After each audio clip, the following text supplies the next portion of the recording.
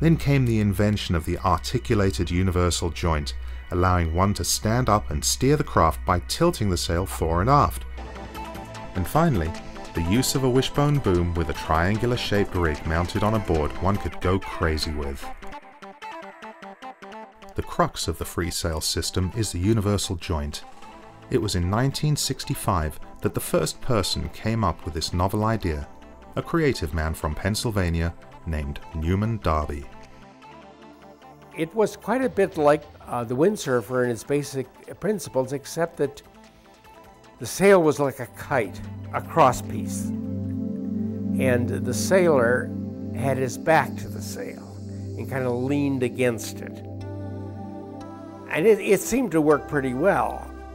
And of course, you know, when they had this freestyle competitions and so on, people would do that with the regular windsurfing sails.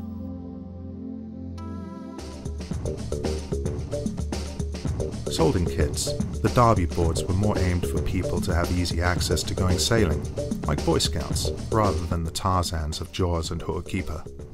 It was advertised in Popular Science, Boy's Life, and even given away on The Price is Right. However, the idea was never marketed to trade shows or promoted through regattas in the way of modern windsurfing.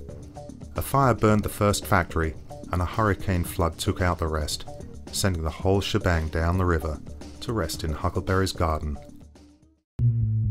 A couple of years later, in 1967, two men on the other side of the country in California put their heads together and came up with a sailboat design of their own. These men were, of course, Jim Drake, an aeronautical engineer, and Hoyle Schweitzer.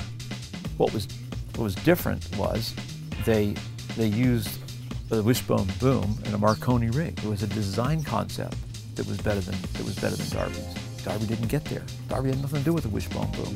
That was the greatest step forward, was the wishbone boom.